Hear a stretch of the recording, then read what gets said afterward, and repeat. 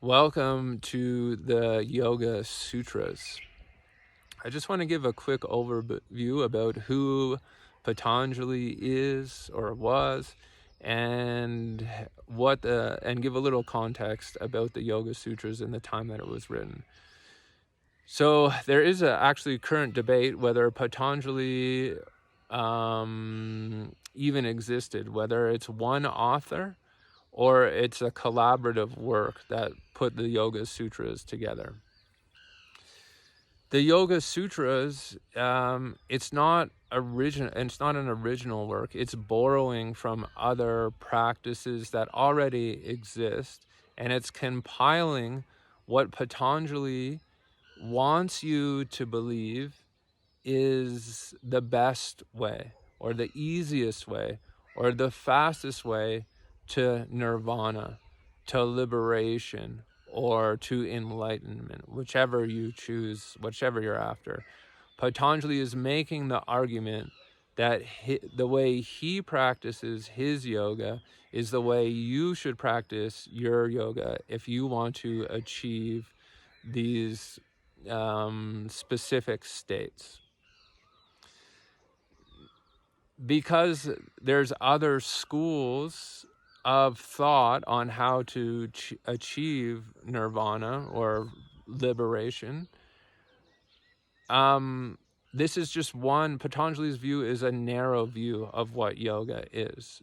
So while now it's probably the most popular text on what is yoga, alongside the Bhagavad Gita, at the time it was nothing special. It was nothing popular because all the schools were sort of coming out with their version of what is yoga and how to practice it.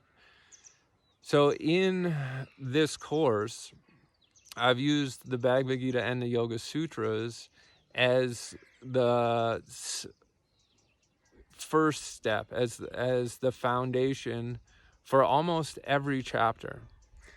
So when we talk about meditation, when we talk about pranayama, when we talk about the physical postures, we're going to go and see what the tradition, what Patanjali said 3,000 years ago about meditation, about breathing, about postures. And then we're going to experience it in our bodies, and we're going to filter it through our yogic practices in the morning, and we're going to see and discuss and generate a discourse and see if what Patanjali is saying is true or not, because that is also part of the tradition of yoga. Is what is true for me is also true for you. So it has to hold water. If Patanjali is saying it, he's expecting that it also will bear fruit for you. So the Yoga Sutras is something that I come back to, obviously, every time I study or every time I deliver a course, and it's always evolving. So as we go through each sutra together, maybe you come back to it in 6 months from now, and that sutra will mean something completely different for you. And that's okay. That's perfectly normal. That's the way it works, because as you practice yoga and you begin to evolve, then you can't come back and you're not the same person that read the sutras the first time. So they're very fluid. All right, if you have a copy of the sutras that you're already using, please feel free to continue using it. If you need a copy, a PDF file, I'm happy to share a few with you.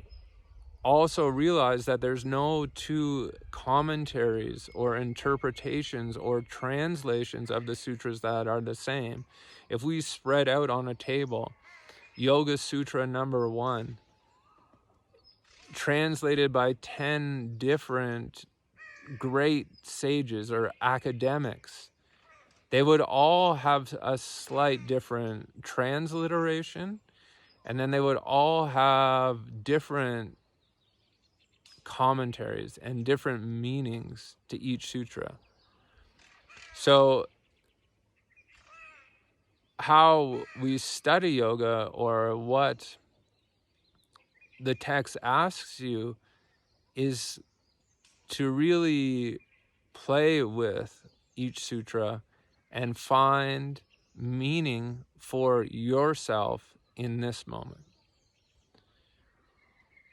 Okay, I hope that makes sense. I hope you enjoy the sutras. It's something that for the last 10 years, I've really enjoyed working with in my own practice, in my own personal life, and with students. It's always a good reference to say, oh, meditation, what should I do? You can always go back to the Yoga Sutras, and you can always find different perspectives from teachers that you like, and their ideas and their thoughts about it.